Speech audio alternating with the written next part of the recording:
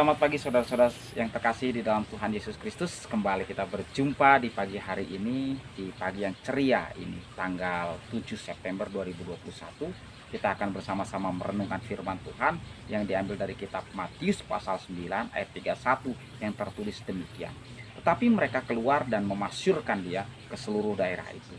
Bagi banyak orang, bila mendapatkan sesuatu yang sangat diperlukan, pastilah akan bergembira luar biasa. Atau juga bila terjadi hal-hal luar biasa dalam kehidupannya, seperti mukjizat yang terjadi, maka tak dapat kita membendung mulut kita untuk menceritakannya pada banyak orang.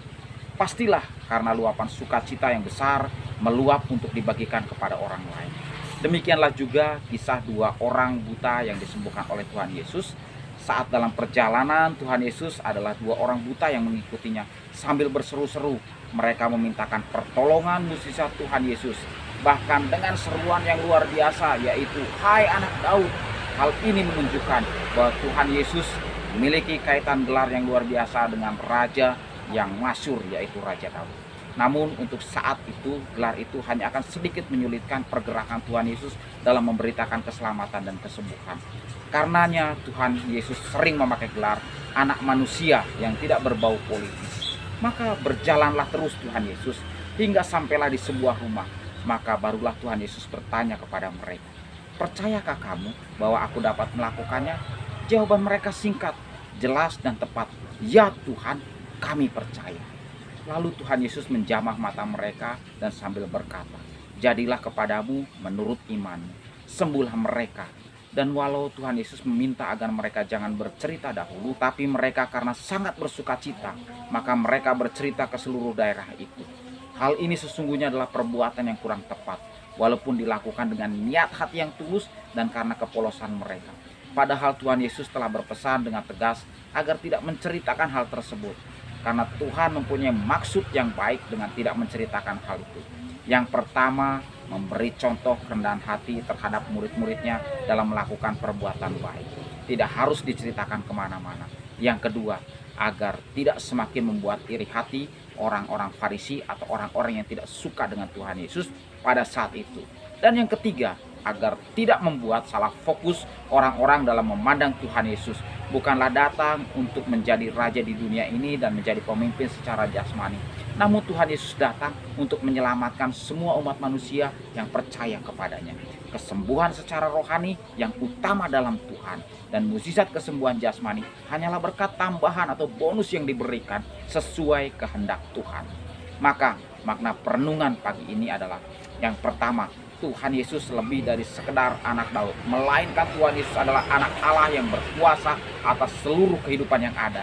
Yang kedua, Tuhan Yesus sanggup melakukan segala perkara, termasuk menyembuhkan sakit penyakit kita, terutama sakit rohani kita, dan mengubahkan kita menjadi sembuh dan pulih total kembali. Dan yang ketiga, bertindaklah bijaksana sesuai dengan perintah Tuhan Yesus saat kita sudah masuk dalam otoritas Tuhan Yesus. Pewartaan Injil perlu hikmat dan kebijaksanaan yang dari Tuhan Yesus, bukan dengan akal pikiran atau perasaan kita. Maka sebagai penerapan dalam kehidupan kita, marilah nikmati dan wartakan kasih Tuhan Yesus dalam kehidupan kita dengan penuh hikmat bijaksana dari Tuhan. Tetaplah bersukacita dan setia dalam Tuhan apapun yang terjadi, karena Tuhan Yesus mengasihi kita semua. Maka di akhir renungan kita pagi ini, mari kita berdoa. Bapa yang kita kenal di dalam Tuhan Yesus Kristus, terima kasih untuk firman-Mu pagi hari ini yang mengajarkan kita semua untuk hidup bijaksana dalam menikmati dan mewartakan kasih Tuhan dalam kehidupan kita. Terima kasih ya Bapa atas kasih-Mu dalam kehidupan kita. Maka ajarlah juga kita untuk senantiasa mewartakan kuasa Tuhan Yesus Kristus yang memberikan kesembuhan total secara rohani dan jasmani bagi setiap orang yang percaya kepadanya. Dan kita mohonkan agar penyertaan, tuntunan, bimbingan, pemeliharaan, serta penjagaan dari Tuhan Yesus akan senantiasa hadir bagi kita umatnya. Dan ajarlah kita untuk senantiasa percaya sepenuhnya kepada Engkau ya Tuhan Yesus. Mari Roh Kudus bimbing kita dalam kehidupan kita, hingga kita tetap memelihara iman percaya kita kepada Engkau ya Tuhan Yesus, senantiasa selama-lamanya. Terima kasih Bapa, biarlah kasih karunia, damai sejahtera dari Allah Bapa, Anak, dan Roh Kudus akan menyertai kita senantiasa dari sekarang sampai selama-lamanya. Di dalam nama Tuhan Yesus Kristus kita berdoa dan mengucap syukur. Amin. Tuhan Yesus Kristus memberkati kita semua.